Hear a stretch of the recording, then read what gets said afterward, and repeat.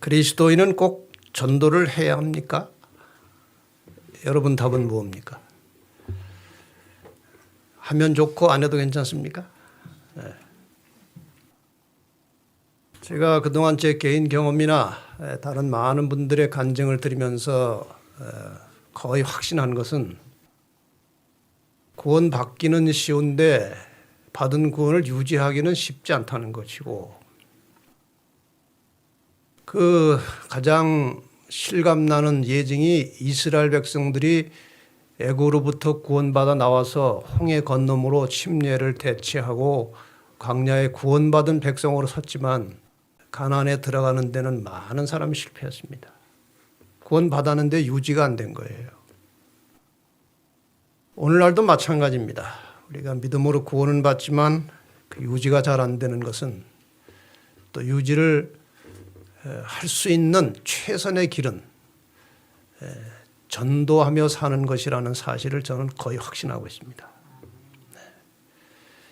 이 선교 정신, 영혼에 대한 부담 없이는 자기 신앙이 자라지를 않는 거예요. 그래서 오늘 이 문제를 좀 진지하게 다루려고 합니다. 언젠가 한번 말씀드렸듯이 제가 같은 설교는 하지 않지만 같은 말은 합니다. 이유는 두 가지예요.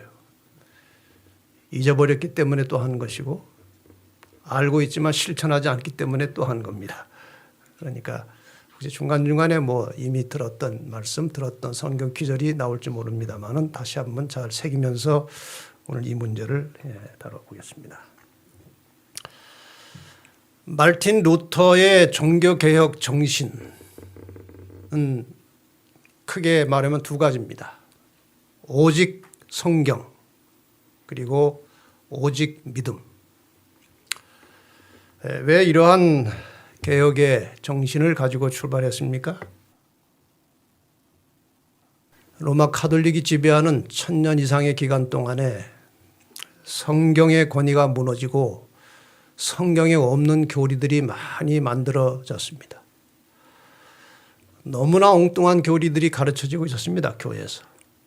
루터가 성경을 혼자 깊이 읽다가 너무나 틀려진 이 교회 모습을 보고 이제 한탄을 하게 됩니다. 게다가 면죄부 판매가 시작이 되었습니다. 사람의 죄를 기도로 용서받는 것이 아니고, 예수님의 공로로 용서받는 것이 아니고 면죄부를 사야 된다. 여기에 이제 쇼크를 받은 것입니다. 그 다음에 오직 믿음.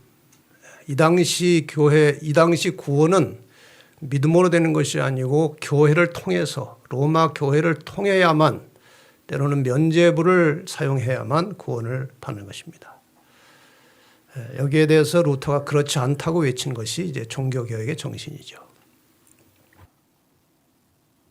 이렇게 루터가 이 종교개혁을 시작한 지 한 30년 정도 지난 다음에 깊은 고민에 빠지게 되었습니다.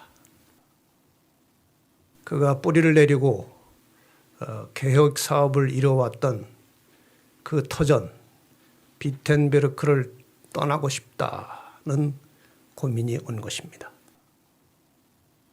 제가 얼마 전에 한 집사님이 보내준 설교 동영상을 보게 되었습니다.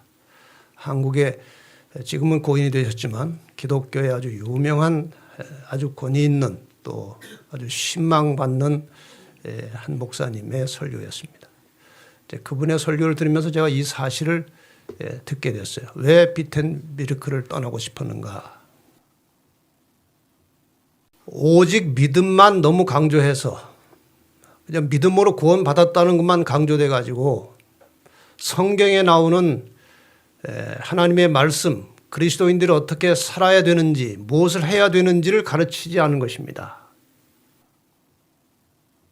말할 수 없이 타락에 들어갔습니다. 비텐베르크의 시민들은 아주 방탕하고 타락하게 되었습니다. 믿음으로 구원받았기 때문에 웬만하면 구원을 다 받는다는 거예요. 그래서 오직 믿음만 강조하다가 오직 성경을 제대로 강조하지 못한 결과로 그 비텐베르크가 그렇게 부도덕하게 되고 타락하게 되었다는 것이었습니다. 그래서 여기를 떠나고 싶다고 루터가 고민했다는 이야기를 제가 들었습니다.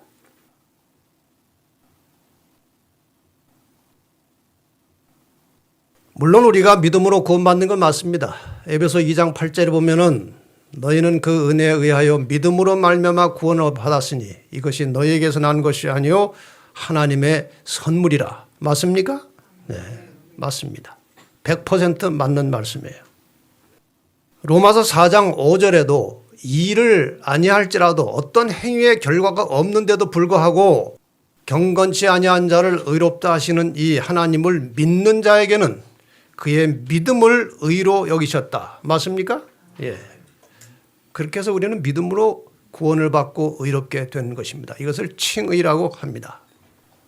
로마서 5장 1절에도 그러므로 우리가 믿음으로 의롭다 하심을 받았으니 우리 주 예수 그리스도로 말미암아 하나님과 화평을 누리자. 믿음으로 의롭다 하심을 받았습니다. 다 맞는 말씀이에요.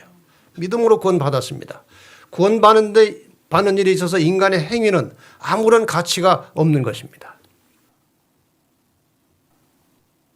그런데 믿음으로 구원받은 그리스도인은 어떻게 살아야 하는가? 이제 그 다음에 문제가 나오는 것입니다. 어떻게 살아야 되느냐 하는 거예요.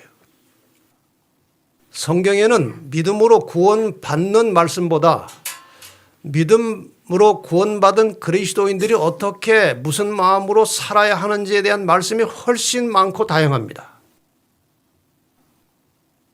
그 말씀을 제가 일일이 다 설명할 시간은 없기 때문에 대표적인 성경 구절을 하나 보십시다. 여러분이 잘 아시는 대로 데살로니가전서 5장 16절로 24절입니다. 항상 기뻐하라. 쉬지 말고 기도하라. 범사에 감사하라. 이것이 그리스도 예수 안에서 너희를 향하신 하나님의 무엇이에요? 뜻이니라. 성령을 소멸하지 말며, 그러니까 믿음으로 구원받은 사람은 항상 성령의 이끌림을 받아서 살아야 된다는 것입니다. 예언을 멸시하지 말고, 우리가 왜 예언을 존중해야 합니까? 하나님께서 인간을 구원하시는 모든 섭리와 하나님의 뜻은 역사적 시간 속에서 이루어져 가는 것입니다. 치열한 선악간의 대쟁투의 역사 속에서 하나님의 구원의 사역이 이루어지고 있는 것입니다. 그런데 무엇이 악인지 선인지 사람들은 대체로 분간을 못합니다. 왜냐하면 성경 말씀대로 선으로 변장한 악이 너무나 많기 때문에 잘 모릅니다. 그래서 하나님께서는 예언의 말씀을 통해서 역사적으로 어떤 악의 세력이 나타날 것이고 그 악의 세력이 무슨 전략으로 하나님의 백성들을 미혹하게 될 것이고 이런 내용들이 상세하게 예언을 통해서 나타납니다.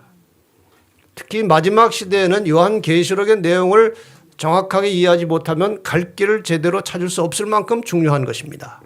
그래서 예언을 멸시하지 말고 범사에 헤아려 좋은 것을 취하고 악은 어떤 모양이라도 버리라. 악을 행하지 않는 것은 물론이거니와 모양조차도 내지 말라고 그랬어요. 평강의 하나님이 친히 너희를 온전히 거룩하게 하시고 또 너희의 온 영과 혼과 몸이 우리 주 예수 그리스도께서 강림하실 때 재림하실 때 흠 없게 보존되기를 원하노라. 우리 많은 재림을 기다리는 성도들이 이 기절만 보면은 괜히 기가 죽는 거예요. 영과 혼과 몸이 흠 없게 보존되라는 것입니다. 근데 그 다음 말씀을 보셔야 희망이 보입니다. 너희를 부르시는 이는 미쁘시니 그가 또한 이루시리라 그랬어요. 우리의 힘으로 안 되는 것입니다. 우리가 전적으로 하나님을 의지할 때 하나님께서 성령의 능력을 통해서 이러한 그리스도의 삶을 이루어 주시겠다는 약속의 말씀이에요. 에베소 4장 15절에 보면은 오직 사랑 안에서 무엇을 하여? 참된 것을 하라. 이 참된 것이라는 것이 곧 진리입니다. 진리 참자 아닙니까? 참된 것을 하라는 것은 진리에 순종하라는 것입니다. 범사에 그에게까지 자랄지라. 진리에 순종함으로 그에게까지 어떻게 하라고요? 자라나라는 것입니다. 그는 머리니 곧 그리스도라. 다시 말하면 범사에 참된 것을 하여 예수님에게까지 예수님을 우리의 모델로 해서 자라나라는 말씀이죠. 네. 제가 꽤 오래전에 한 설교를 했을 때 제목이 목숨을 걸 만한 두 가지 가치라는 제목으로 설교를 한 적이 있습니다. 그 두 가치에 대해서 혹시 기억하십니까? 다행히 다 잊어버리신 것 같습니다. 그래서 같은 말을 또 하는 거예요. 그 두 가치는 품성의 변화와 복음 전도였습니다. 여기에 우리의 목숨을 걸 만한 가치가 있다는 그런 말씀이었습니다.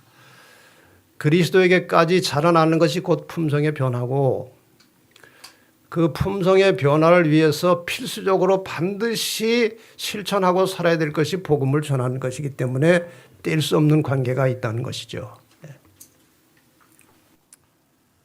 자, 예수님에게까지 자라야 되는데 예수님이 어떤 분이신가? 성경 많은 곳에 예수님에 대해서 말씀하고 있습니다만은 빌립보 2장 5절로 8절에 이 성경절은 제가 자주 여러 번 찾았던 성경절입니다. 너희 안에 이 마음을 품으라. 곧 그리스도 예수의 마음이니. 어떤 마음이었어요? 그는 근본 하나님의 본체시나 하나님과 같은 분이지만 하나님과 동등됨을 취할 것으로 여기지 아니하시고 오히려 자기를 비워 종의 형체를 가져 사람들과 같이 되었고 사람의 모양으로 나타나셨음에 자기를 어떻게 하시고 낮추시고 죽기까지 복종하셨으니 곧 십자가에 죽으심이라. 이런 마음을 품고 살라는 거 아닙니까?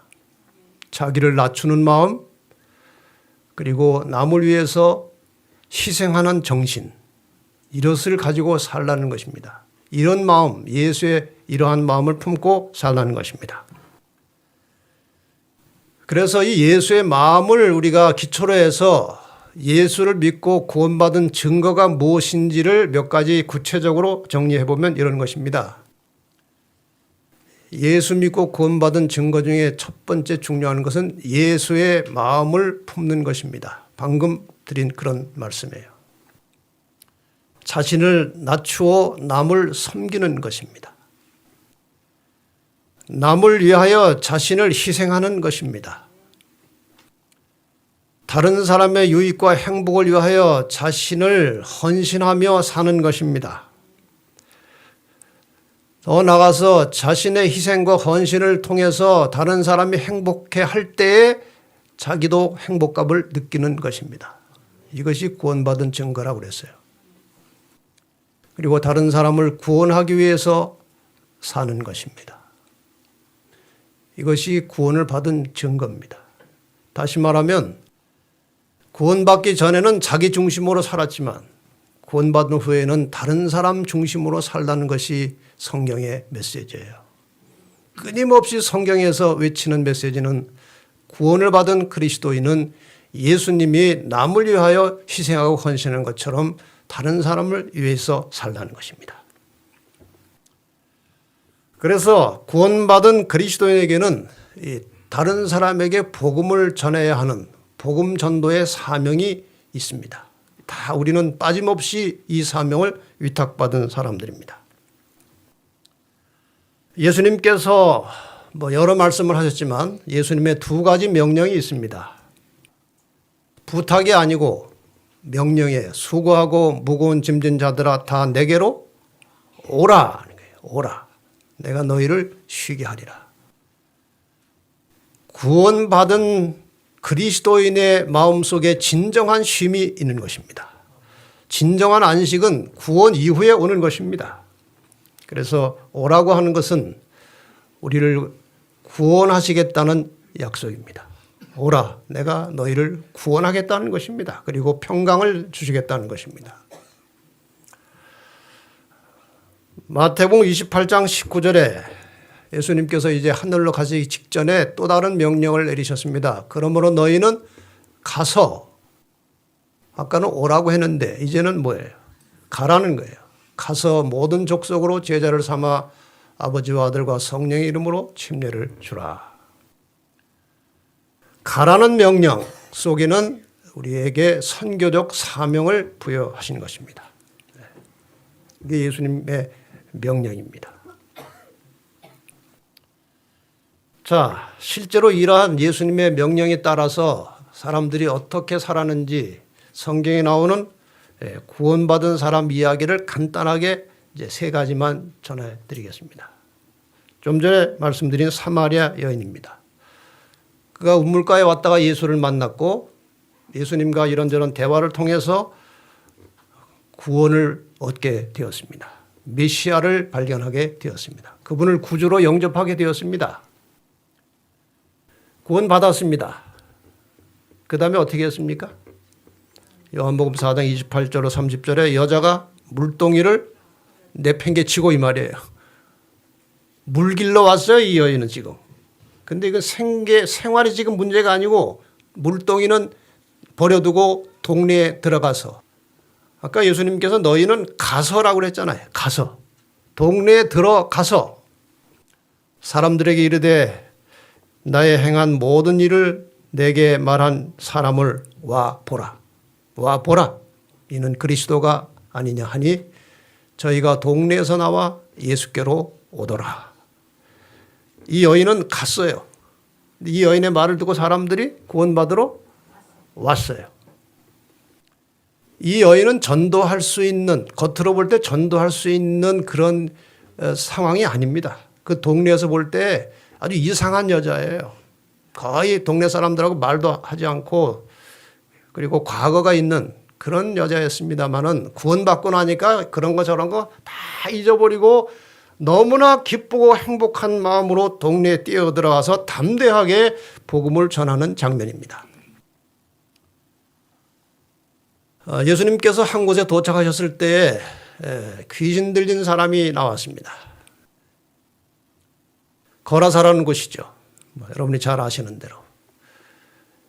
이 귀신 들리는 사람이 이제 예수님을 만나면서 벌벌 떨었습니다.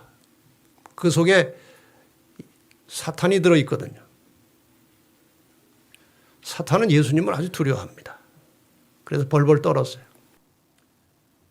예수님께서 이 광인의 귀신 들린 상태를 보시고 귀신을 내쫓아 주시고 온전한 사람이 되었습니다. 구원을 받은 것입니다. 예수님께서 누가복음 8장 38절 39절에 귀신 들렸던 사람이 귀신이 나간 다음에 예수님을 좀 쫓아다니기를 원했어요. 함께 있기를 구하였으나 예수께서 저를 어떻게 했어요?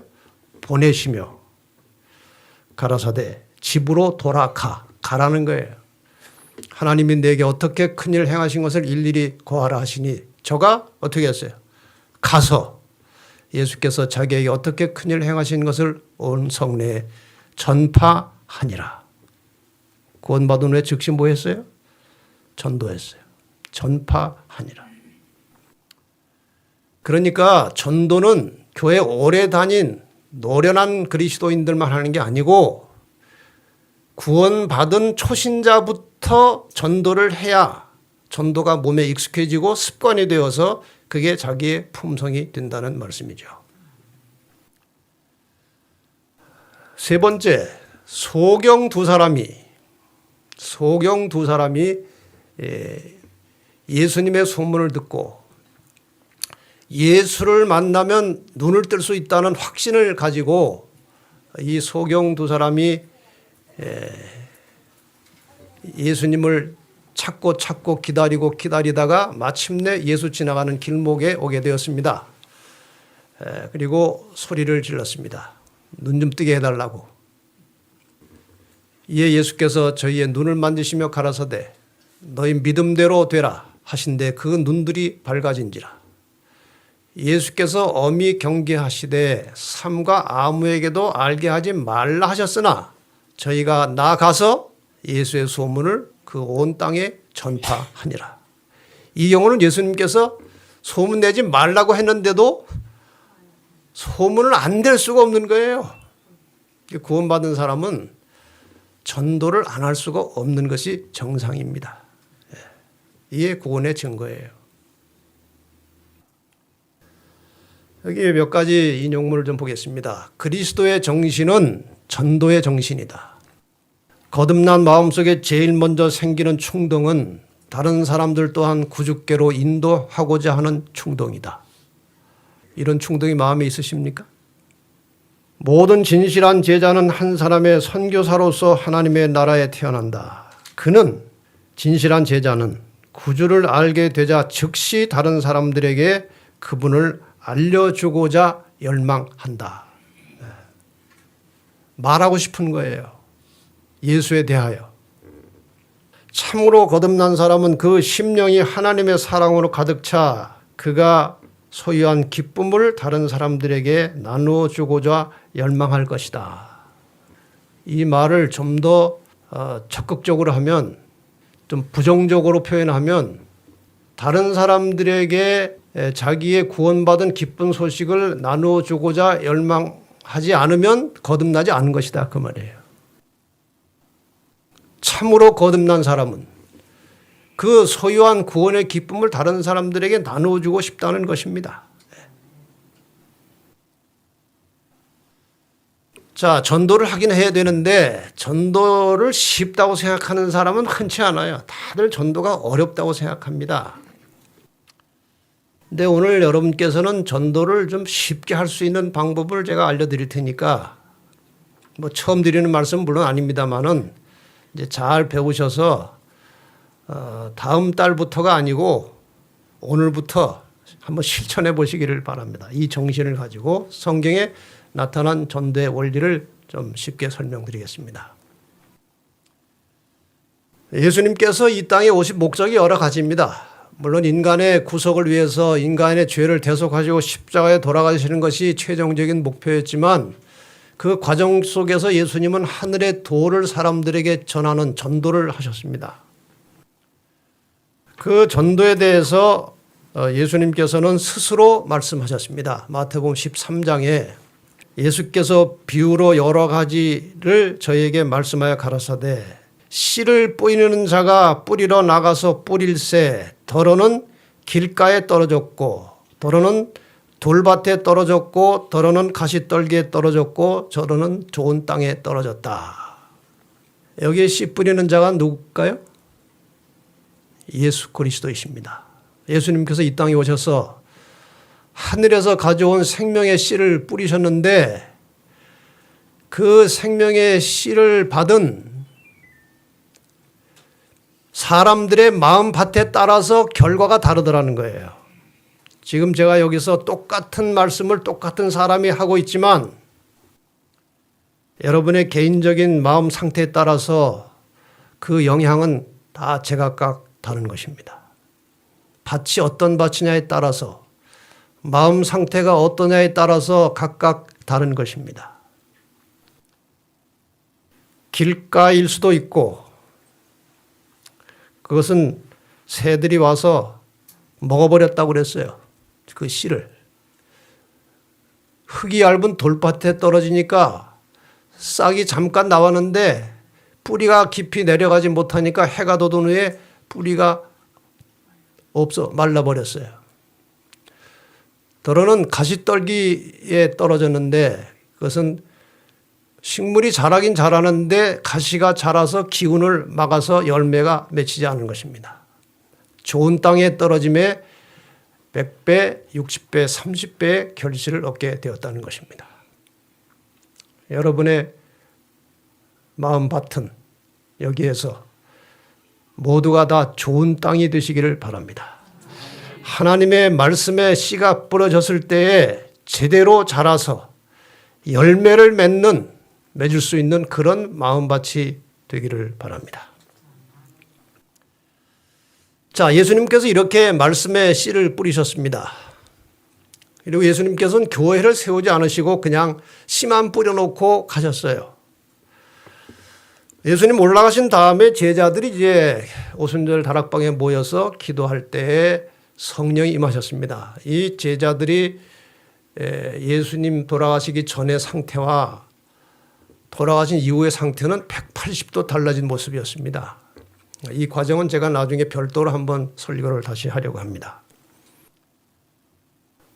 어쨌든 제자들이 성령을 받고 나가서 전도할 때 하루에 수많은 사람들이 회심하고 돌아왔어요.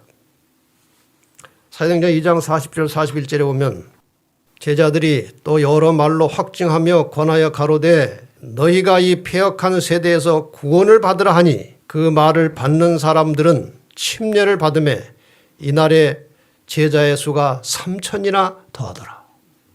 하루에 3,000명 이상이 침례를 받은 거예요. 근데 도대체 그때의 말씀을 들은 사람들은 3,000명이 훨씬 넘었을 것입니다.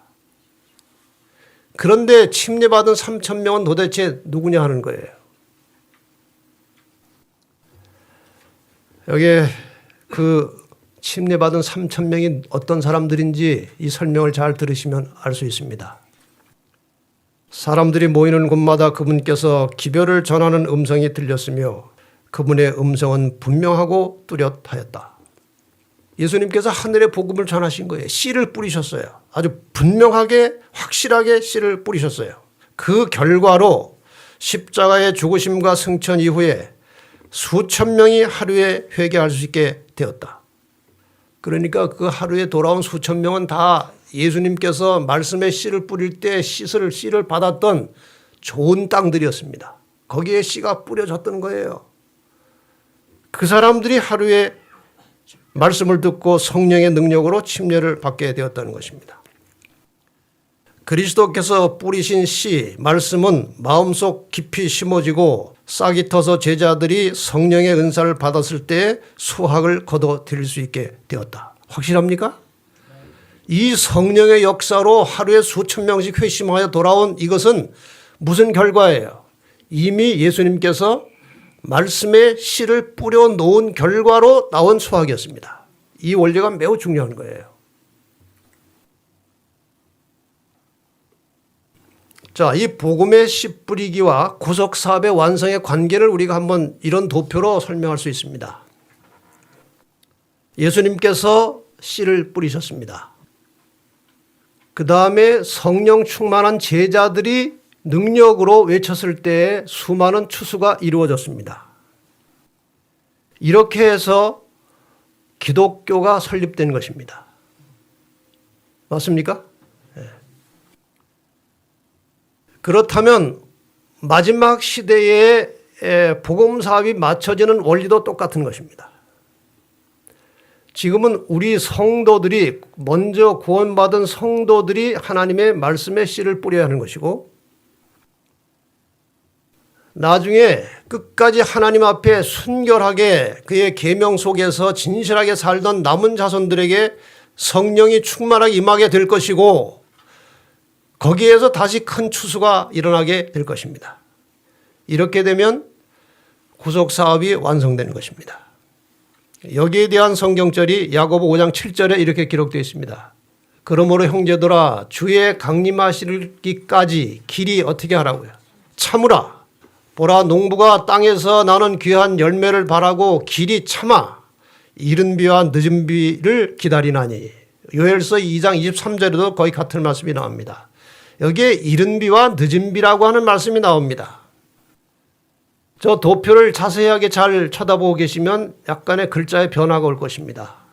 저기에 성령 충만한 초기 교회 제자들에게 내렸던 성령이 바로 이른비 성령입니다.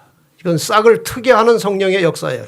기독교 역사를 출발시키는 그런 역사입니다. 그 다음에 마지막에 성도들이 뿌려놓는 씨를 거두어내는 남은 자손들에게 임하는 성령은 저기에 나온 대로 하면 늦은비 성령의 역사입니다. 이렇게 해서 결국은 늦은비 성령의 역사를 통해서 구속사업이 완성되는 것입니다. 이것이 원리예요. 그럼 오늘 우리가 해야 될 선교는 무엇입니까? 씨를 뿌리는 것입니다. 씨 뿌리는 전도를 해야 한다는 것이에요. 자, 이 씨 뿌리는 전도를 어떻게 하는 것인가? 자, 이것은 이제 제가 개인적인 경험을 말할 수밖에 없기 때문에 죄송하지만 그냥 제 경험 이야기를 좀 하겠습니다. 왜냐하면 저는 이 씨 뿌리기 전도에 대한 이 개념을 오래전에 확신하게 되었고 그동안 많은 씨들을 만들어 봤고 많은 씨를 뿌렸고 많은 경험을 하게 되었습니다. 그래서 여러분들에게 이 씨 뿌리기 전도에 대해서 제 경험 말씀을 잠깐 드릴 때 이 경험 얘기를 하다 보면 꼭 뭐 자기 자랑하는 것 같아서 상당히 주저할 때가 있는데 이건 뭐 제 자랑을 위한 것이 아니고 여러분들에게 희망을 주고 용기를 주기 위해서 제가 드리는 말씀이니까 잘 새겨서 들으시기 바랍니다. 좀 목사가 뭐 자기 자랑하나 그러지 마시고 잘 새겨서 들으시기를 바랍니다. 씨앗 속에는 생명이 들어 있습니다. 맞습니까? 그 생명력은 대단한 것입니다. 하나님이 넣어주신 생명력은 엄청난 강력한 힘이 있는 것이에요. 한 예를 들겠습니다.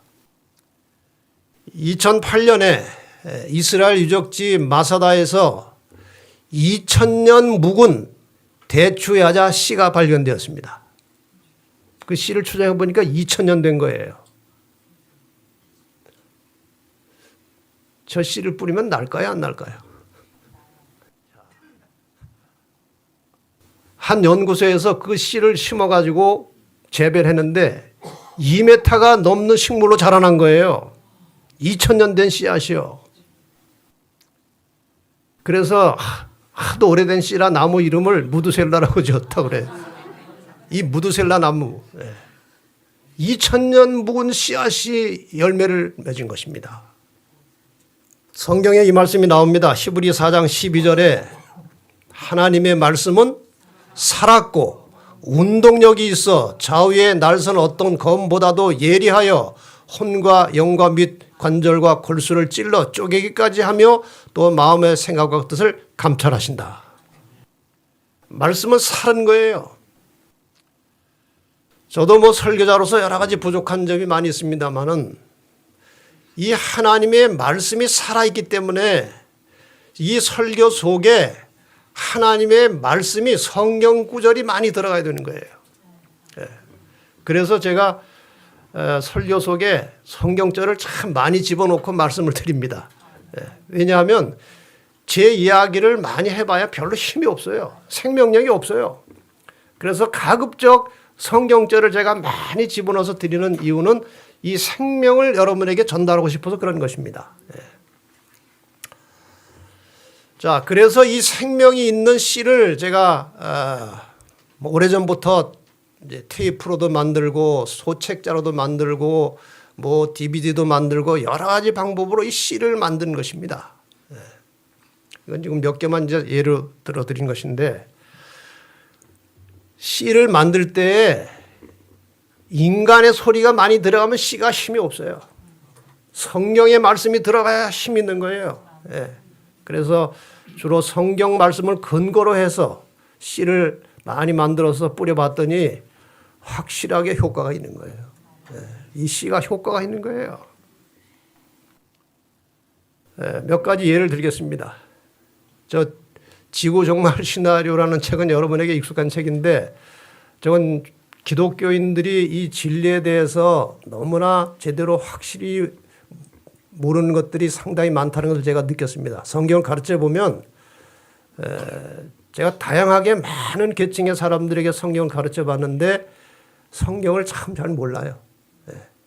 그래서 그분들에게 성경을 좀 확실하게 이해시키고 이 마지막 때 어떤 일들이 전개되면서 예수님의 재림이 있을 것인지에 대해서 설명한 그런 책입니다. 저 책을 양심적으로 본 사람들에게 저는 많은 반응을 받았어요. 한 분은 이제 대구에서 제가 뭐 만난 것은 아니고 누구에게 소개를 받았는데 불교인이었는데 장로교로 갔다가 진리를 자꾸 찾다가 이 인터넷에서 진리바다를 보게 되었고 그 속에 들어가서 공부를 하면서 이 재림교회가 확실한 진리를 가지고 있다고 확신을 하면서 자기 발로 교회 찾아와서 공부하고 침례받은 그런 특별한 케이스입니다. 이분의 전화번호를 제가 받아가지고 와서 전화를 한 다음에 저 책을 하나 보냈어요. 보진 못했지만 책을 하나 보냈습니다. 그분 남편은 의사인데 장로교의 장로였습니다. 그리고 부인이 재림교로 간 것에 대해서 아주 못마땅하게 생각하는 그런 상황이었어요. 근데 사람이 워낙 호인이라 그냥 자기 개인의 신앙을 존중해 주는 그런 상태였습니다. 그분이 책이 왔는데 이 책을 그 남편이 보더니 그 책 내가 한번 먼저 봐야 되겠다 그러더래요.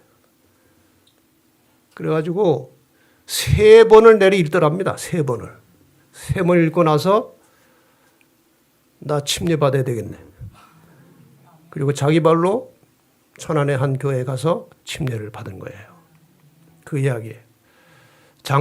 그리고 연락이 왔어요. 장로교의 교인인 우리 남편이 지구정말 책을 3번 읽고 바로 교회 가서 침례받았어요. 연락이 온 거예요.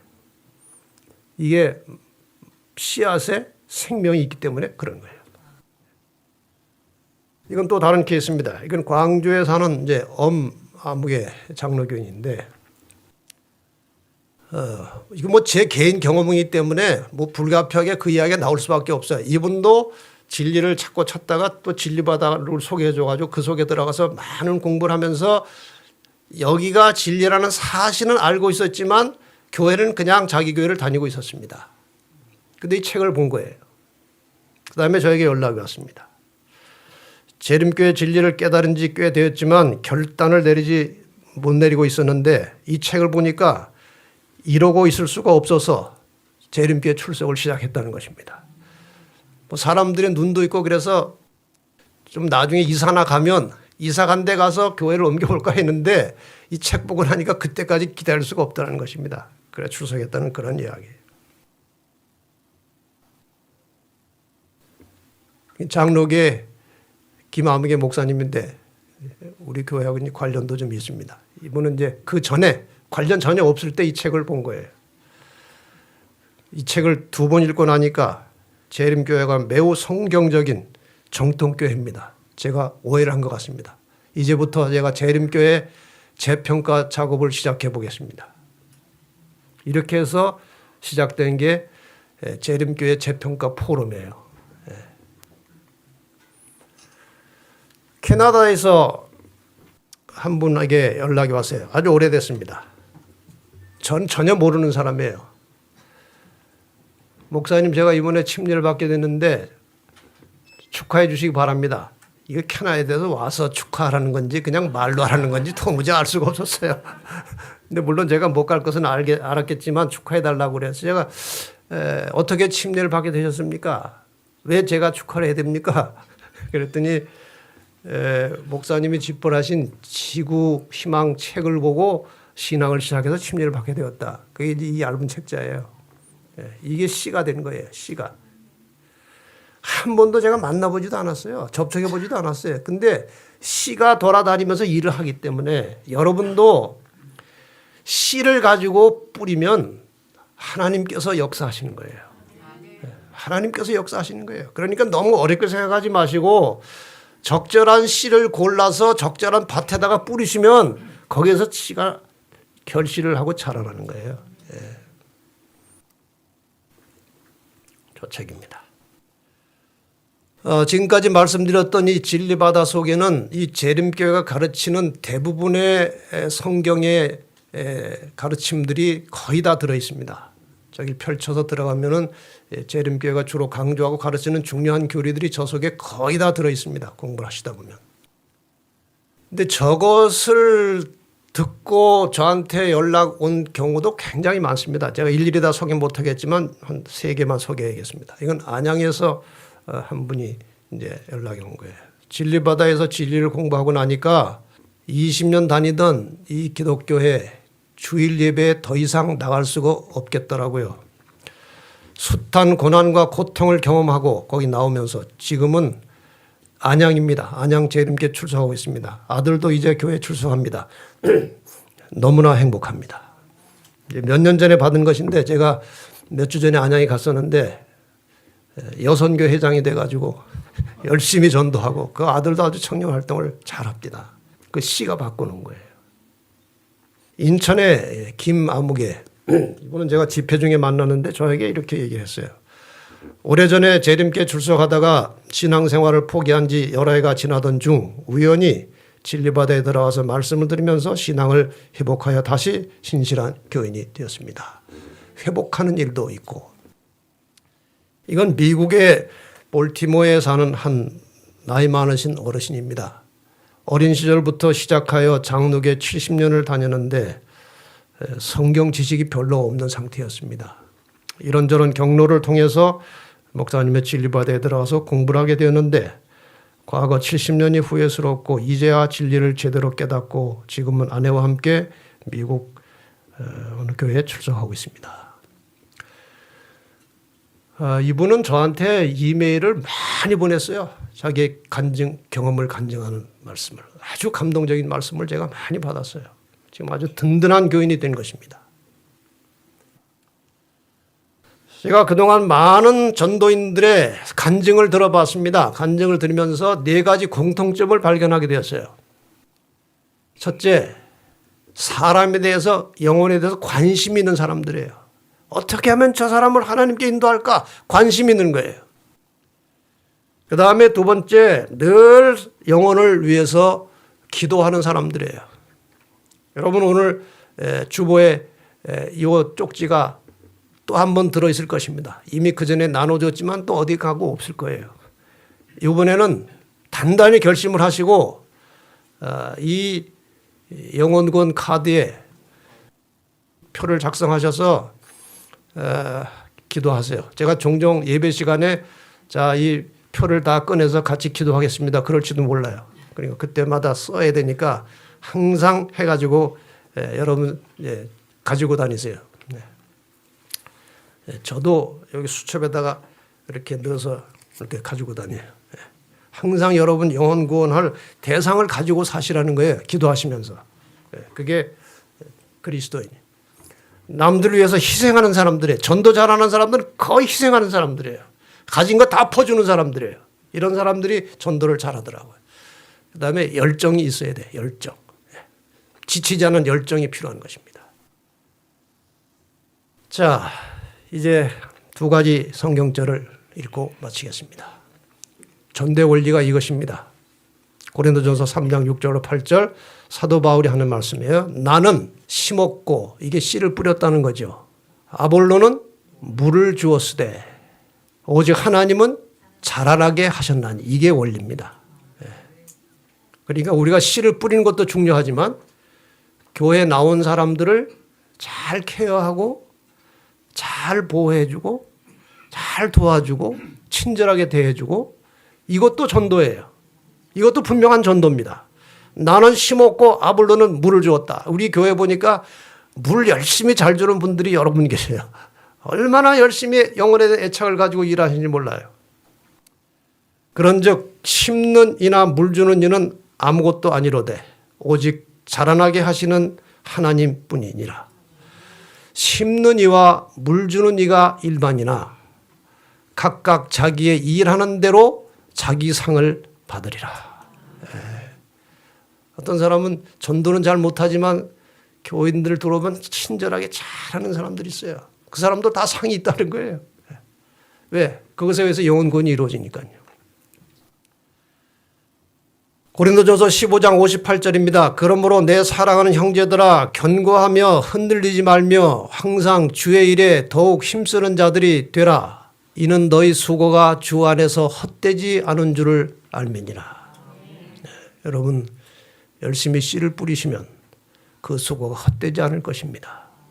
영혼을 사랑하는 마음으로 받은 복음을 증거하는 심령으로 이 씨 뿌리는 사역에 적극 동참하셔서 여러분의 신앙도 자라고 교회도 부흥되고 하나님께서 열매를 얻게 되시기를 바랍니다.